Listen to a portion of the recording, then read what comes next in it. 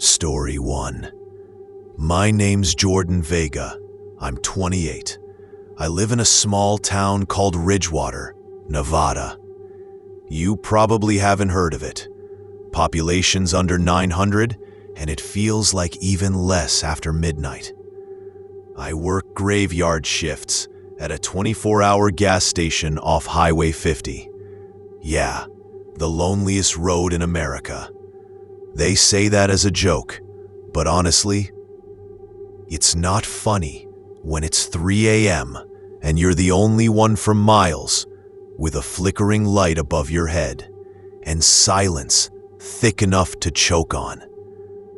I'm telling you this because I need someone to hear it. I don't know if I'm losing my mind or if something's seriously wrong out here. Maybe both. Maybe none of it happened. I don't know. But I swear, this started last Tuesday. Or maybe Wednesday morning?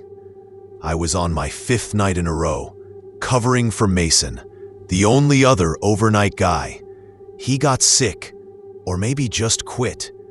People don't last long at this station. Nobody ever says why. It was slow that night. Only one customer came in before midnight. A trucker who didn't say a word, just stared at the coffee machine like it had insulted him, then left. After that, nothing. At around 3:12 a.m., I remember the clock because it glitched when it happened. The ceiling lights all went out for exactly 3 seconds. Not long, but just long enough for it to be wrong. When they came back on, the security monitor behind the counter showed camera 4, the one facing the back hallway, frozen. Like it was still showing the hallway, but there was this blur, like something had moved through the frame, too fast to register, but left a smear. I don't know what else to call it. I got up to check the hallway, took the flashlight from under the register. That thing's been duct taped together since before I started. The hallway was empty. Of course it was. But there was this smell, like burnt hair. It wasn't strong, more like leftover, like whatever made it was already gone. I told myself it was nothing, reset the monitor, went back to the counter. That's when I noticed the soda fridge near the window had its light off. Now, I'm not some paranoid freak. I've worked enough overnights to know the difference between real creepy and just regular spooky. But something about that unlit fridge felt off, like it was waiting for me to notice it. I ignored it. I know that sounds dumb, but there's this instinct in you that tells you when to not look at something too long. Like maybe it'll look back. A few minutes passed, maybe more. I started dozing off a bit. Then the bell above the front door rang. Ding! No one came in. I sat up straight, looked at the door, still shut. But the bell rang. I swear, I checked the door. The motion sensor was blinking, like it does when someone walks past it. Then I noticed the soda fridge again. The light was back on, and one of the glass panels was fogged up, like someone breathed on it. There was a smudge, like a handprint, long fingers, too long. I walked over. Not brave, more like I needed to prove to myself it wasn't what I thought. The glass was cold. No smudge on the inside. Whatever touched it, touched the outside. Now, here's the thing that really messed with me. The handprint was on the inside, I swear. Like the fog was outside, but the actual mark was pressed from within. I didn't clean it. I should have, but I just stepped back, went behind the counter, and sat down. It's hard to explain what came next. There weren't any big noises, no screaming. It was this slow shift, like reality got loose around the edges. The security monitors all blinked, one by one, every few seconds. Camera 2, outside, pump, flickered, showed a tall shape for one frame. Then gone. Camera 3, storage room, nothing. Then a shadow that shouldn't have been there, like the room was casting itself wrong. I know how this sounds. I know it sounds insane. But then the power cut out entirely. Everything, total dark, for about 5 seconds. And I could hear footsteps in the dark. Not loud, not heavy, just precise, measured, from the back hallway, getting closer. I froze behind the counter. I don't even remember breathing.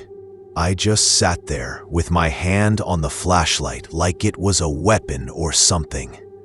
Then, and I swear this part is real, the bathroom light came on by itself. No sound, just light from under the door. The rest of the place was still dark. And then the toilet flushed. I thought maybe someone had snuck in and I didn't notice. That'd be bad enough. But when I went to the door and opened it, it was empty. Toilet hadn't flushed. The bowl was dry, like bone dry, and scratched. There were these long gouges in the porcelain, like claws had scraped it. I backed out, shut the door, locked it. I wanted to leave. I almost did, but I told myself, just wait till 6. Sun's almost up. It wasn't, because when I checked my phone, the time still said 3:12. Same as when the lights first blinked. I refreshed it, closed the clock app, opened it again. 3:12. The wall clock behind me. 3:12. The security monitor timestamp. 3:12. Time wasn't moving. It stayed like that for I don't know how long. It felt like hours. But I kept checking. Always 3:12. Then the lights came back on. All of them. The monitors cleared. The soda fridge lit up like normal. The handprint was gone. I checked my phone. 3:27 a.m. 15 minutes had passed. Except, I lived through more than that. I felt it. Something was wrong with time itself. Like it bent around me. I made it to 6. Drove home, shaking. I told my boss. The power glitched. He shrugged. Said the last guy who worked overnights, Mason, left a note that said time stuck. Don't look in the fridge. That's all it said. He thought it was a prank. I'm not so sure. I haven't gone back since. I think I'm done with night shifts. Done with Ridgewater, maybe. But sometimes, when I close my eyes, I still hear that flush, and the door creaking open, and I think, maybe I didn't get out. Maybe I'm still there. Maybe it's still 3:12. Story 2. My name's Felix Morales. I'm 31. I live in Baxter County, Arkansas. Just outside Harrison, nothing special. I work alone as a night shift security guard at a rural roadside diner called the Pineapple Pit. Weird name, I know. It used to be a pancake place. I know this sounds crazy, but I think what I'm about to tell you is exactly what's been spreading online in analog horror posts today. I'm torn. Was I hallucinating? Or was I dealing with something real? It started Monday. No, maybe Sunday. I'm bad with dates. I remember getting the job last Sunday, and that night was fine. But Monday night, just after shift 3, was when things got wrong. Shift is from 11 p.m. to 7 a.m. That night, around 2 a.m., or at least I thought it was, I was standing by the front window, watching cars come and go.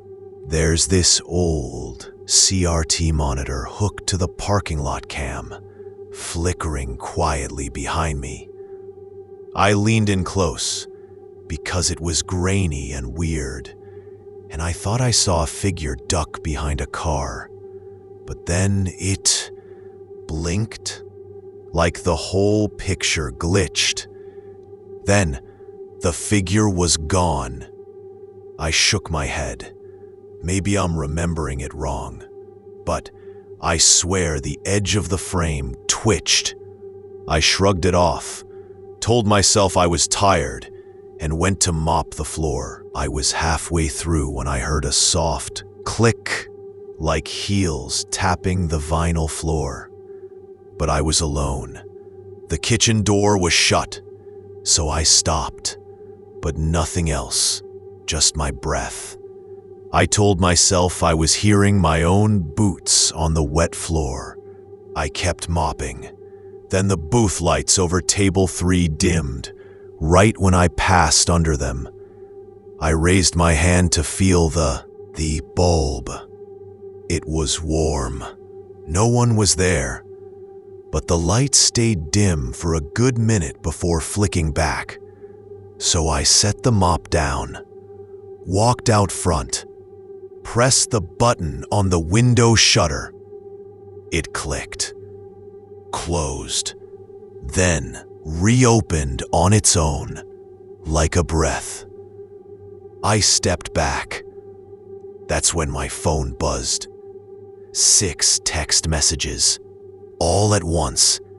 Don't go back there. No name. I looked at the timestamp. It was 2:47 a.m. Maybe I'm remembering it wrong, but it felt like it displayed before I locked the shutter. Like before the event. My head hurt. I rubbed my eyes. Then, in the reflection of the window, I saw someone standing behind me. Just the shape. Tall, slouched. I jerked around. Nobody. I looked at the screen. Camera 3, back hallway, was black. Like unplugged. My watch registered connection lost. I walked to the hallway. Looked inside. The sanitizer station light was off. No reflection there. But I smelled blood. Like copper. Thin. Leaking down your throat. That I know I wasn't imagining. My heartbeat went nuts. I picked up the sanitizer bottle to screw in a bulb.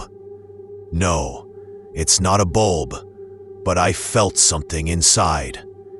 My fingers came out sticky, thick, dark. I dropped it. It hit hard and cracked. Liquid pooled. Blood. My blood? I stared at my palm. Clean. But the floor had a smear, leading to the back exit. My chest felt cold, hollow. I broke Rule 1. I opened the exit door. Just a crack. Nothing. Then I stepped outside. The neon pit sign buzzed. Lights were fine. Road empty. No tire marks. No footprints in the dust. "Fuck it," I muttered, stepping back in. I locked myself in the booth, sat down, tried to think straight. Check the time.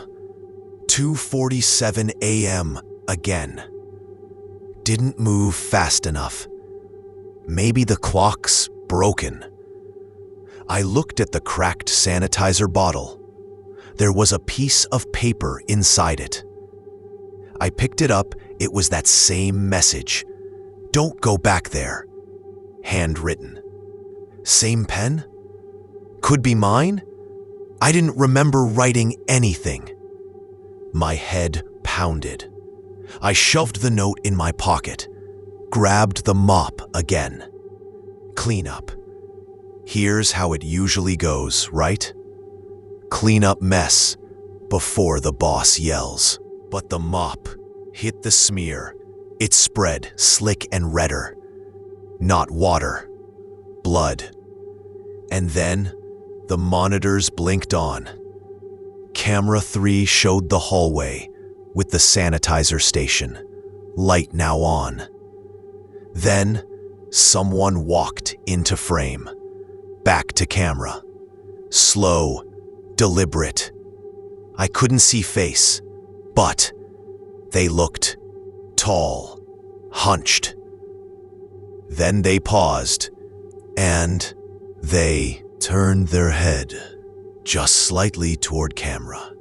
And for a second, the face pixelated like a buffer freeze. I shut it off, ran to the hallway door, flipped the lights. No one, no blood now, but wet footprints led to the storage door. Door was closed. I heard thump. I froze. Then whisper, just under my ear, "You shouldn't have come back." I spun, knee wrenched. Nothing. No breath, no sound. I bolted to the kitchen, called 911 accidentally. Opened phone. Silence. No recent calls, texts. My phone showed 7 new voicemail notifications when I had none 5 minutes ago. That glitch again. I tapped. Static. A voice, low. "I've been waiting." I locked the kitchen door, sat against it, phone in hand. Time flickered. 2:47, then blank, then 3:05. I don't know how long. Boss called. "Felix? You still there?" My voice shook. Yeah, all good. Just gonna finish up." He called me bullshit but hung up. I peered through the kitchen window. Stall empty. Fridge humming. No shape behind glass. I told myself, cleaning up and going home. Sunrise soon. Then I thought, no. What if I didn't leave?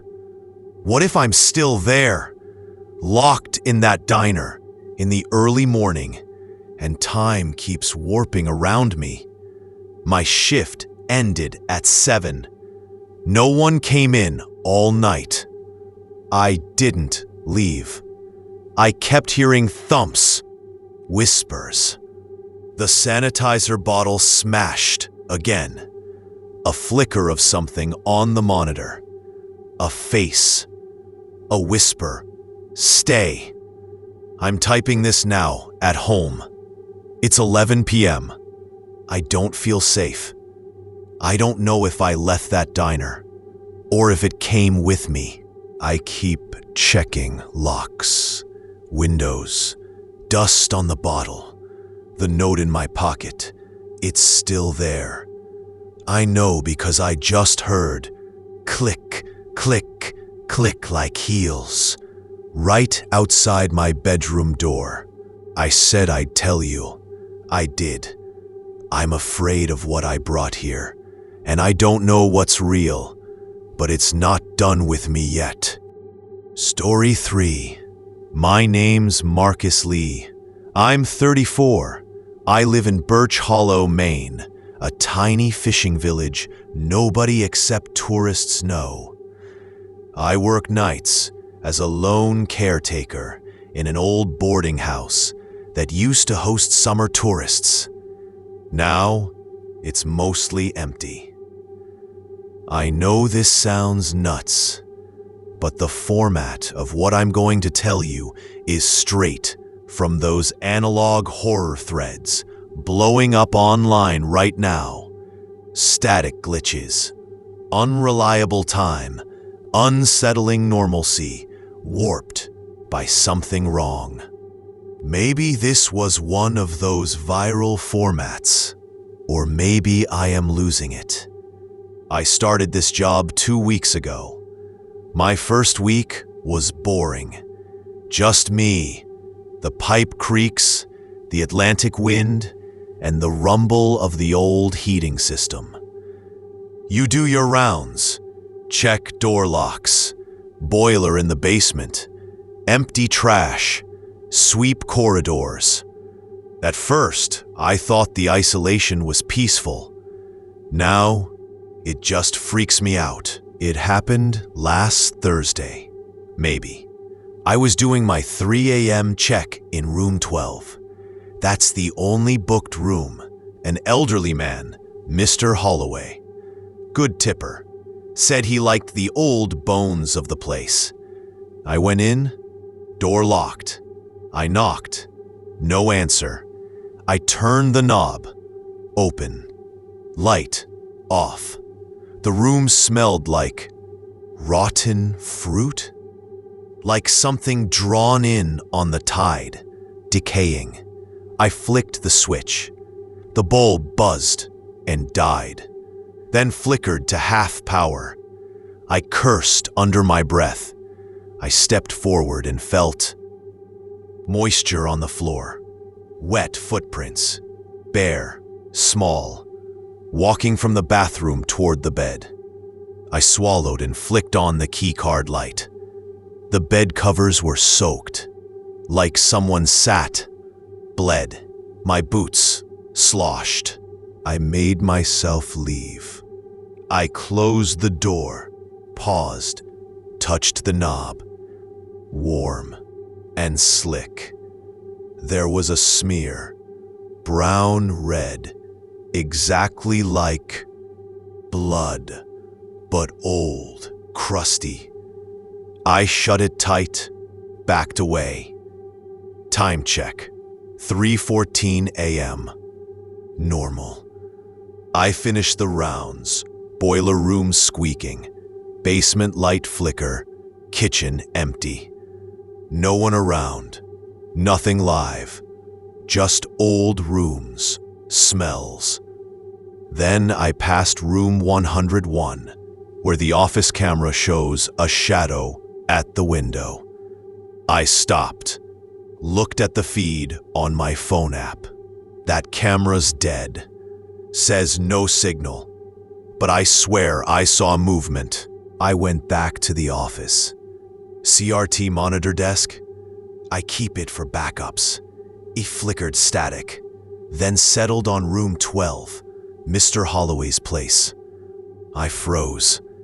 He was standing behind the desk in the feed, just still. I spun around. The desk chair faced the door, but no one sitting, no one there. My heart thumped. I stepped forward, cold, like that old fridge. Static crackle from the CRT. Then the timestamp shifted from 3:27 a.m. to 3:01. back to 3:27, then 3:05. Time breaking. I tap the monitor. Flick. The image blurred, scrambled, then cleared. Empty room. I went to the security room. Check the logs. Camera feed cut out at 3:15. No manual override. System says motion detected through the corridor, but nothing. I checked room 12 again. Door locked this time. I sighed. Went to the boiler room to reset the cams. Halfway there, the lights died. Pitch black. I fumbled. Phone flashlight on. Saw words scrawled over the basement wall. Don't sleep. In something red. I stared. There's a low thump, like someone falling. I shone light down. The old maintenance crew's broken cart was overturned. Dry blood streaked on the metal wheels, or rust. I bolted out. Lights came back. I gasped for air. I raced upstairs, checked room 12 from the hallway. No open door, but I heard wheezing. Low. Couldn't tell if wood settling or breathing. I knocked. Mr. Holloway, you okay? Silence. I unlocked it, for once. Walked in slowly, boots still wet. It smelled ripe again. I switched the light. Bulb died again, now half bright. On the edge, I saw him, Mr. Holloway, in the corner, back to me, crouched, shaking. But his head was missing, just nothing. I stumbled, my brain skipped. Then the lights died, total dark. I heard one word, Marcus, in his voice. My blood ran to ice. The lights flicked to emergency weak red. I looked, he was gone. Floor was clean, curled blood stain gone. Time on my watch, 3:14. On the wall clock, 3:46. System says cameras off at 3:27. Phone, 3:55. Nothing lines up. I left room, grabbed phone, ran to office.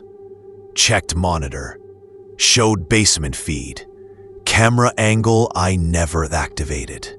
Flipped to static, then a figure crawling toward camera, dragging broken limbs. And then the timestamp and feed jumped. 11:43 p.m., long before shift started. I shut it off. My phone buzzed. Text from Mr. Holloway's number. I'm fine. Nightmares. Thanks. I haven't heard from him. I looked up his booking. It ended yesterday. So I went to room 12. Door locked. I knocked. No reply. I tried to open. It didn't budge. The emergency lights died. There was only the sound of something breathing behind the door. Loud, heavy. Then slow footsteps moving down the hall, away from me. Retreating. Electricity came back. I heard a muffled click. Room locked itself. I'm writing this from my car, parked by the boarding house entrance.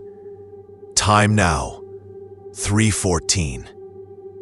I don't know if the clock's broken, if the shifts never end, if he's in there, or something that was him.